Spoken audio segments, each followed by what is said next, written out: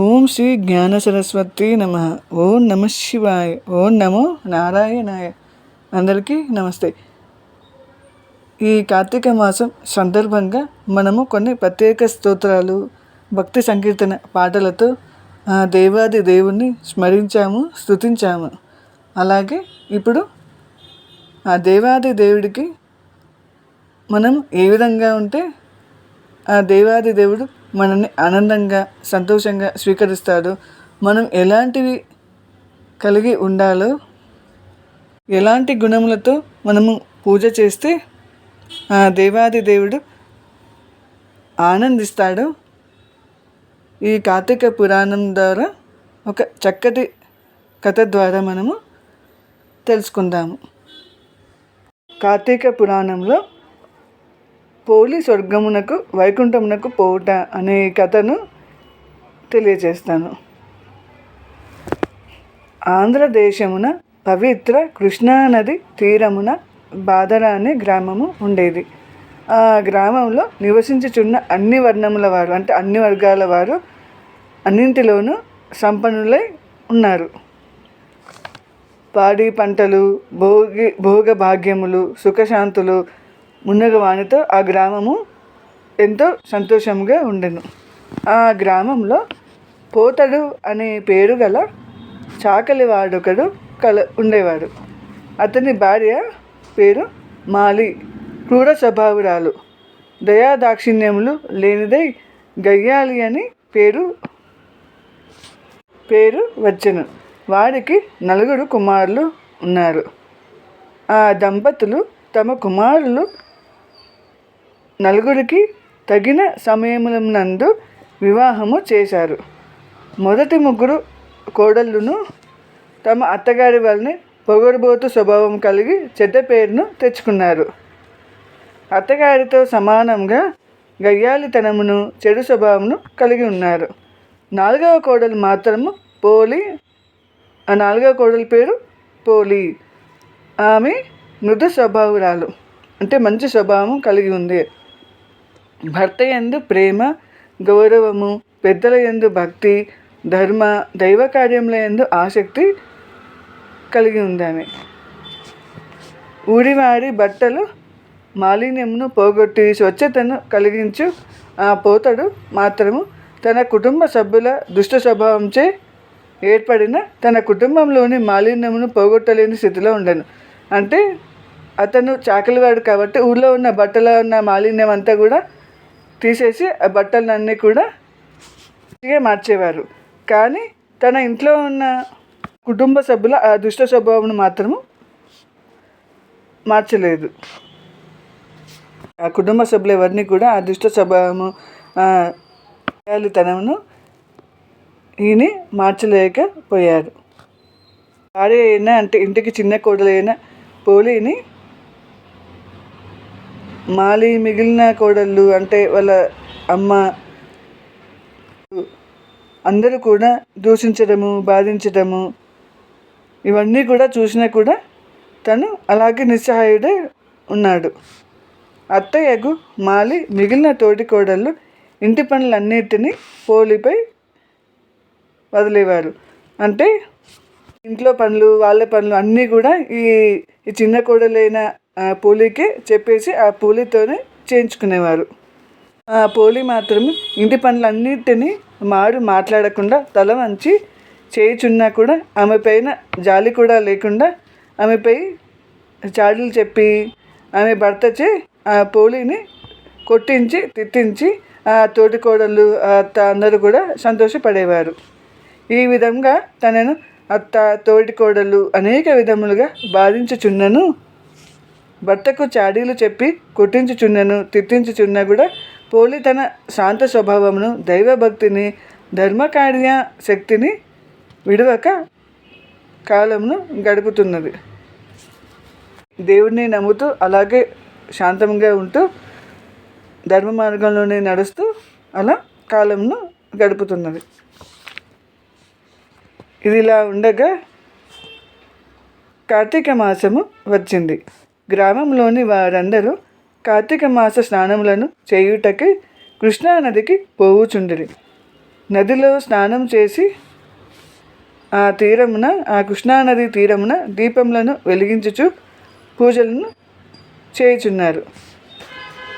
ఇట్లు గ్రామం నుండి నది స్నానమునకు, దీపారాధనకు, పూజలకు చాలామంది వెళ్ళారు.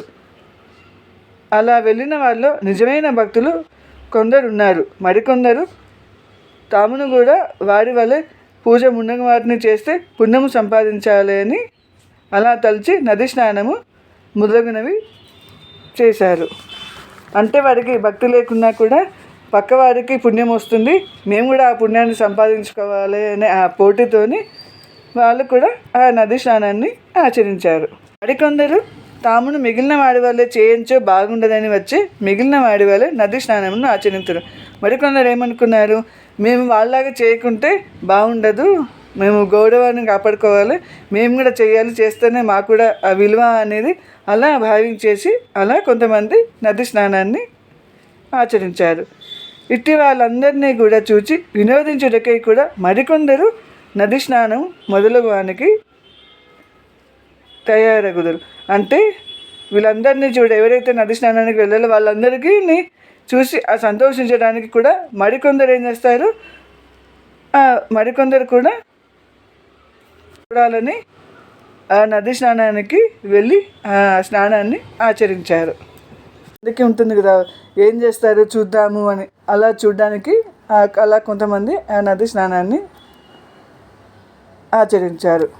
అంటే ఇక్కడ రకరకాల భక్తుల గురించి చెప్పారు. ఒకరేమో కొంతమంది భక్తితో నది స్నానం చేస్తే, మరికొంతమంది వాళ్ళకి పుణ్యం, పక్క వాళ్ళకి పుణ్యం ఎక్కడ వస్తుందో మాకు పుణ్యం రావాలి అనేసి ఆ ఉద్దేశంతో చేశారు. మరొకరేంటి, అయ్యో మేము కూడా వాళ్ళతో పాటుగా చేయాలి, చేయకుంటే ఇక బాగుండదు అనేసి మరికొన్నారు. ఇంకొకరేంటి, వాళ్ళు ఎలా చేస్తారో చూద్దాము అనేసి దానికోసం మరికొంతమంది అలా నది స్నానం ఆచరించారు. పోలి అత్త మాలి అను ఆమె కోడళ్ళు ముగ్గురును పోలిని ఇంటి వద్ద నుంచి నది స్నానంకు వెళ్ళారు. అంటే పోలిని ఇంట్లో పనులన్నీ కూడా పోలికి అప్పేసి వదిలిపెట్టి, ఆ బాధ్యతను వదిలిపెట్టి వాళ్ళ అత్తగారు, ఆ తోడికోడలు అందరూ కూడా నది స్నానానికి వెళ్ళారు. ఇంటి పని బాధ్యతను ఆ పోలికి అప్పగించి నది స్నానంకు పోయి స్నానము, దీపారాధన మున్నగు వాడిని చేయునప్పుడు మాలి మున్నగువారి దృష్టి దైవ కార్యంపై లేదు. అంటే వాళ్ళు స్నానం ఆచరించారు, దీపారాధన, పూజలు ఇవన్నీ కూడా చేస్తున్నారు, కానీ అసలు ఆ దేవుడి మీద చేసే పూజ మీద వాళ్ళకి అసలు ఆ శ్రద్ధ అనేది లేదు. వాళ్ళకి మనసును అంతా కూడా పనిపై నిలపలేదు. వాళ్ళు భక్తి వాళ్ళ మొదటి నుండి కూడా లేదు. కాబట్టి స్నానము మొదలగు వాడిని చేయుచున్నను వారు పోలి ఇంటి వద్ద పాలను తాగుతుందేమో, పెరుగు వెన్న మొదలగు అన్నీ తింటుందేమో, వాటిని అమ్ముకుందేమో, ఆ సొమ్ము చేసుకొని దాచుకుందేమో అని ఇలాగే పోలి గురించి ఆలోచిస్తూ ఉన్నారు వాళ్ళందరూ కూడా. ఎవరు, వాళ్ళ అత్తగారు, ఆ తోటి కోడలు. ఆ పోలి నది స్నానానికి వచ్చి దీపారాధన చేసినా కూడా వాళ్ళ మనసంతా కూడా, వాళ్ళ ఆలోచనలన్నీ కూడా ఇంట్లో ఉన్న పోలి ఆమె పైనే ఉన్నాయి. ఆమె ఎక్కడ ఏమి తింటుందో, ఎక్కడ పాలు అవుతుందో, ఎక్కడ వెన్నును అమ్మేస్తారు, ఆమె ఆ సొమ్మును దాచుకొని ఏం బాగుపడుతుందో అనేది ఇలాగే వాళ్ళందరి ఆలోచనలో కూడా ఇలాగే ఆలోచిస్తూ ఉన్నారు. వాళ్ళు ఇలా చెడుగా ఆలోచించడమే కాకుండా వాళ్ళ ఆలోచనలను ఆ మాటల్లో ప్రక్కవాడికి కూడా చెప్తున్నారు. మా ఇలా ఉంది అనేసి ఆమె తోడుకోడలు అక్కడ ఇంట్లో ఏం చేస్తుందేమో అనేసి, తను మా చిన్న కోడలు ఏం చేస్తుందో, ఇలా ఈ విధంగా చేస్తూ ఉంటుంది అనేసి ఆమె పైన ఆ చెడు మాటలన్నీ కూడా పక్క వాళ్ళకి కూడా తెలుపుకొనొచ్చు తమ బుద్ధిని, మనసును పోలిని ఆడిపోసుకుంటే ఎందు నిలిపారు. వాడి శరీరములు, అవయవములు నదీ స్నానమును, దీపారాధనమును, దైవ దర్శనమును చేయుచున్నవి. అంటే వాళ్ళు భౌతికంగా, అంటే ఫిజికల్గా చేస్తున్నారు, కానీ మానసికంగా మనసు ఎక్కడుంది వాళ్ళది? ఆ ఇంట్లో ఉన్న ఆ పోలి ఆమెపైనే ఉన్నాయి. వాడు కేవలము పోలికి చెందిన పరధ్యాసలో మనస్సును, స్నానము మొదలగు వానిలో శరీరములను పోలిని నిందించుటలో మాటలు నిలిపిరి. అంటే వాళ్ళు భౌతికంగా ఇవన్నీ చేస్తున్నారు, దేవుడికి పూజ చేయడం ఇవన్నీ కూడా చేస్తున్నారు, కానీ మనసంతా కూడా ఆ పోలిని నిందించడంలోనే ఆ మాటలను ఆ ధ్యాసను పెట్టారన్నట్టు. ఈ విధంగా కార్తీక మాసమును కృష్ణా తీరమున వారు గడిపారు. వ్రతో ఉద్యాపనకై మార్గశిర శుద్ధ పాడ్యమి నాడు కృష్ణా తీరమునకు చేరారు. ఇక ఇంటనున్న పోలి నిస్సహాయురాలు. అత్తగారితో తోడికోడళ్లకును సమాధానము కూడా ఏమి చెప్పలేని స్థితిలో ఉంది. భర్తయును తన తల్లి మాటలను వదినల మాటలను విని నమ్మారు.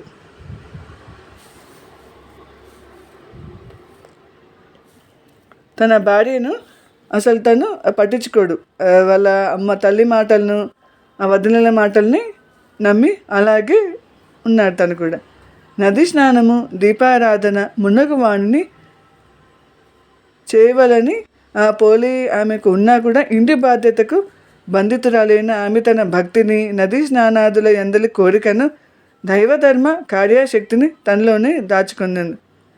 అంటే తనకు కూడా అందరితో తనకు కూడా నది స్నానం చేయాలని దీపారాధన చేయాలని అని నా కూడా అంతా కూడా తను ఇంట్లోనే మనసులోనే బాధపడుతూ ఇంట్లోనే ఉంది తను. అంటే అత్తకు తోటి కోడలకు సమాధానం ఏమీ చెప్పలేదు. తనను ఒక సాటినైనను తలచని మానవత్వమునకు ఏమి చేయును. అంటే వాళ్ళలాగే పోలీని కూడా ఒక జీవిలాగా ఒక మనసున్న దానిలా అలాగే చూస్తే బాగుండేది. కానీ తను ఒక జీవిలాగా చూడలేదు, ఒక మనసున్న మానవునిలాగా కూడా చూడలేదు. మరి అట్లాంటి వారిని అట్లాంటి అర్థం చేసుకొని ఆ మనసులకు ఏమి చెప్పాలి ఏమి చేయాలి అని అలా తన లోపల బాధపడుతూ ఉంది. అప్పుడు ఆమె నిస్సహాయ రీతిలో ఇంటి బాధ్యతలను ఇంటి పనులను చేయుచు ఇంటిలోనే ఉన్నదై తన మనసులో ఇట్లా అనుకొను. దీన రక్షణ గోవింద జనార్దన స్వామి దీనబంధు నేనేమి చేయగలను, అశక్తురాలను నిస్సహాయురాలను. నా అత్త తోటి కోడళ్ళు నన్ను విడిచి నదీ తీరమునకెళ్ళి స్నానం చేసి దీపారాధన మున్నగు వారిని చేయుచున్నారు. వారి వలె నాకును పుణ్యమును సంపాదించవాలని ఉంది. భగవంతుని పూజించాలి అని వాళ్ళు భావించలేదు. అంటే వాళ్ళకి ఎలాగైతే నది స్నానం చేయాలి దీపారాధన చేయాలని ఉన్నదో అలాగే వాళ్ళలాగా ఈ పోలి అనే ఆమె కూడా పూజ చేయాలని ఉంటుంది, నది స్నానం చేయాలని ఉంటుంది అనేసి వాళ్ళు ఈమె గురించి ఆలోచించలేదు అనేసి ఈమె లోపల బాధపడుతూ ఉంది. ఆ తోటి కోడళ్ళు అత్త వాళ్ళ స్వార్థం వాళ్ళకి చూసుకున్నారు.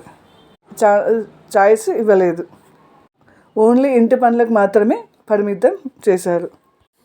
నేనేమీ చేయలేకున్నాను. పవిత్ర నది స్నానము చేయలేదు. స్ఫూర్తినిచ్చు దీపారాధన లేదు. మనసునకు ప్రశాంతతనిచ్చు దైవదర్శనము పూజ పురాణ శ్రవణము ఏమీ చేయలేదు. నేను ఏమి చేయాలి, నాకెట్టి గతి కలుగునో కదా, నేనెంత దురదృష్టవంతురాలను అని ఆమె బహువిధములుగా అన్ని రకాలుగా ఆమె బాధపడుతూ ఉంది. అంటే నేను నది స్నానం చేయలేదు, దీపారాధన చేయలేదు, ఆ దైవ దర్శనము చేయలేదు, పురాణ శ్రవణం వినలేదు, ఇవన్నీ కూడా నేనేమి చేయలేదు, మరి నాకు ఎట్లాంటి గతి కలుగుతుందో, నేను ఎంత దురదృష్టవంతురాలిని అని ఆమె తన లోపల తను బాధపడుతూ ఉంది. తన మనసులో భగవంతుణ్ణి ధ్యానిస్తుంది. తన పరిస్థితిలో పడి ఇంటిలో కుండలోనున్న నీటితో స్నానం ఆచరించెను. ఆమె ఏం చేసింది, ఆమెకు వీలైంది ఇంట్లో ఉంది కాబట్టి ఆ ఇంట్లో కుండ ఉంది, ఆ కుండలో ఉన్న నీటితో స్నానం ఆచరించింది. ఆ చినిగిన వస్త్రమును ధరించిన ఆమె తాను ధరించిన జీర్ణ వస్త్రం యొక్క అంచును చించి వత్తిగా చేసింది. ఆమె చీర ఏదైతే అంచు ఉంటుందో ఆ అంచును చించి వత్తిగా చేసింది. దాన్ని ఒక పాత్రలో ఉంచి కవ్వమున కంటిన కొద్దిపాటి వెన్నెను తీసి ఆ పాత్ర యందు ఉంచి దీపమును వెలిగించి, స్వామి పొండరీకాక్ష గోవింద జనార్దన అనాథ రక్షక ఓ దీనబంధు దయచూపము, నేను అశక్తురాలను, నాపై అనుగ్రహించుము అని ఆ దేవుణ్ణి వేడుకుంది. చేయగలను, నన్ను ఎలాగైనా అనుగ్రహించు అని ఆమె ఆ దేవుణ్ణి వేడుకుంది. ఇట్లు దీనావస్థలో ఉన్న పోలిని వైకుంఠమున ఉన్న దయాసముద్రుడగు శ్రీ మహావిష్ణువు గమనించెను. ఆమెపై అనుగ్రహము కలిగెను. ద్వారపాలకుడైన సుశీలుడను వాడిని చూసి, ఓయి, నీవీమెను వెంటనే సగౌరవముగా బంగారు విమానం ఎక్కించి తీసుకుని రమ్మని ఆ మహావిష్ణువు ఈ సుశీలుని ఆజ్ఞాపించాను. సుశీలుడను వెంటనే పోలి ఉన్న చోటునకు బంగారపు విమానముతో వచ్చి, ఓ సాధ్వి, మంచి నడవడిక గల ఉత్తమురాల, నిన్ను ఈ శరీరంతోని వైకుంఠమునకు తీసుకొని రమ్మని శ్రీ మహావిష్ణువు నన్ను పంపించాడు. కావున వెంటనే వచ్చి ఈ విమానము ఎక్కుము రమ్మని ఆమెను తొందర పెట్టాడు ఈ సుశీలుడు. ఆమెను విమానంపై ఎక్కించుకొని చుండెను. ఆమె చెప్పగానే, సుశీలుడు చెప్పగానే ఆమె విమానం ఎక్కుతుంది.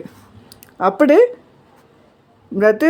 వ్రత ఉద్యాపనము చేసుకొని, అంటే కార్తీక నది స్నానము, దీపారాధన అవన్నీ పూర్తి చేసుకొని ఆ పోలి వాళ్ళ అత్త, వాళ్ళ తోటి కోడళ్ళు, ముగ్గురును కూడా ఇంటికి వచ్చారు.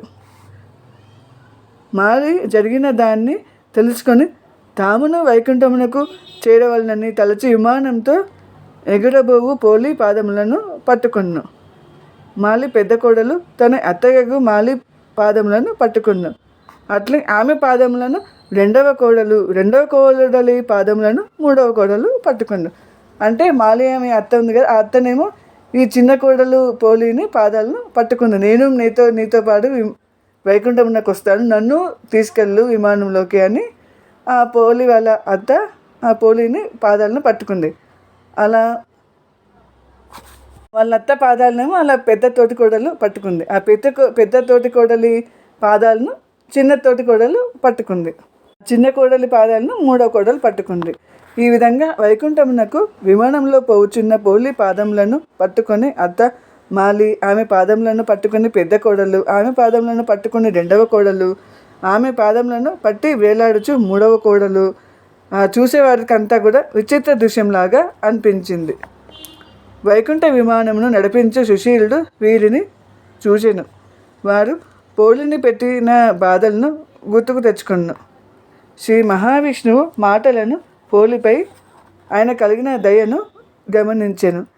మీరు మంచివారు కారు. అప్పుడు సుశీలుడు వారితో, అత్త తోటి కోడళ్ళతో, మీరు మంచివారు కారు. పోలిని చూచి అసూయపడి ఆమెను అన్ని రకాలుగా బాధించారు. మీరు దుష్టులు. మీరు నదీ స్నానము, దీపారాధనము, నైవ దర్శనము, పూజ, పురాణ శ్రవము, మున్నగమాన్లో పాల్గొన్నాను. మనసులో పోలిని దూషించుచు పాలు, పెరుగు, నెయ్యి మొదలగు ఇంటి విషయముల గురించి ఈమె తిన్నదేమో అనేసి ఈ నిందాపారాధనలు చేస్తూ ఆ చెడు ఆలోచనలతో మీరు తలుచుకుని ఉన్నారు. పోలిపై అసూయపడ్డారు. కావున మీరు దుష్టులు.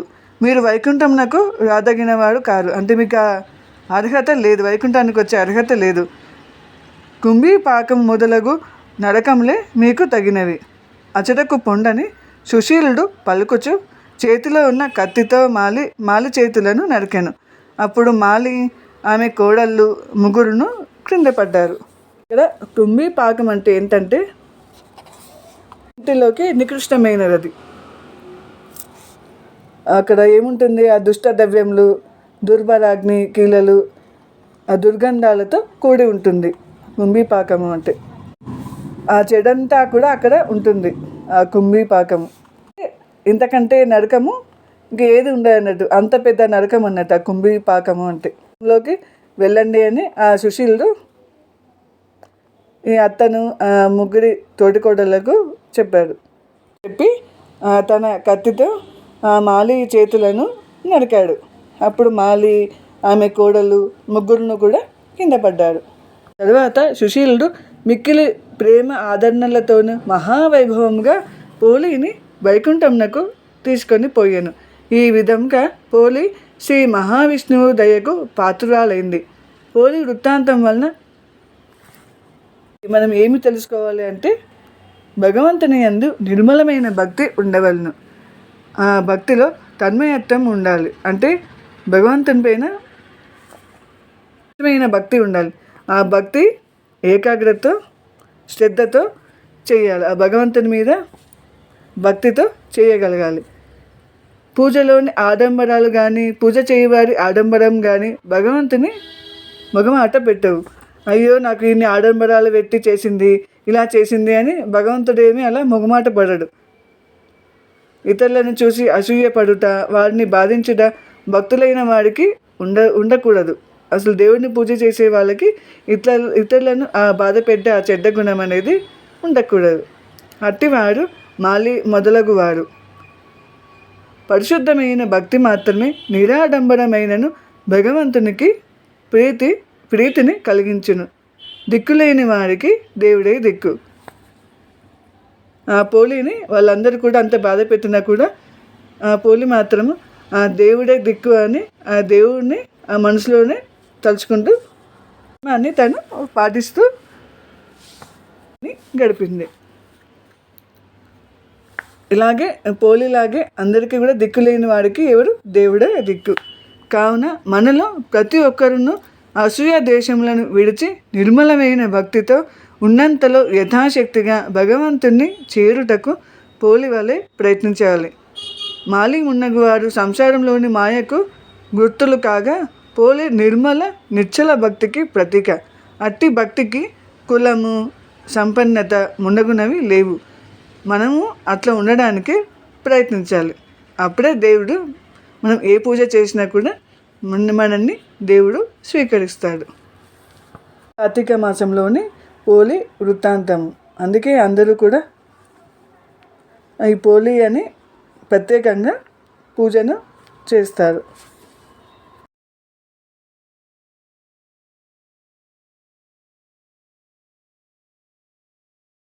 పోలి స్వర్గము కథ స్కాంద పద్మ పురాణంలోని సంపూర్ణ కార్తీక పురాణంలోని కథ ఇది.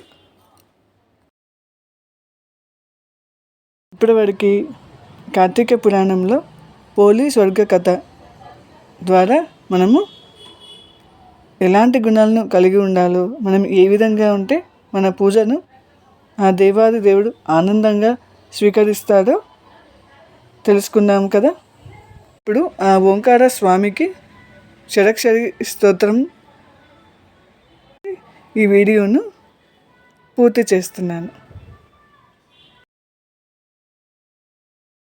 షడక్షరి స్తోత్రం.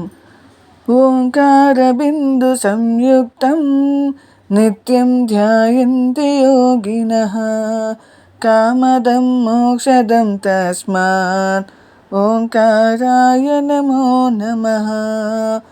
నమంతి మునయః సర్వే నమః సప్సరసాంగనాః నరాః నమంతి దేవేశం నకారాయ నమో నమః. మహాదేవ మహాత్మానం మహాధ్యానపరాయణం మహాపాపహరం దేవం మకారాయ నమో నమః. శివం శాంతం శివాకారం శివానుగ్రహకారణం శివమేకపరం నిత్యం శిఖరాయ నమో నమః. వాహనం వృషభో యస్య వాసుకిః కంఠభూషణం వామే శక్తిధరం దేవం వకారాయ నమో నమః. వ్యకారే సంస్థితో దేవో వ్యకారం పరమం శుభం యం నిత్యం పరమానందం వ్యకారాయ నమో నమః. యం నిత్యం పరమానందం వ్యకారాయ నమో నమః. వ్యకారాయ నమో నమః.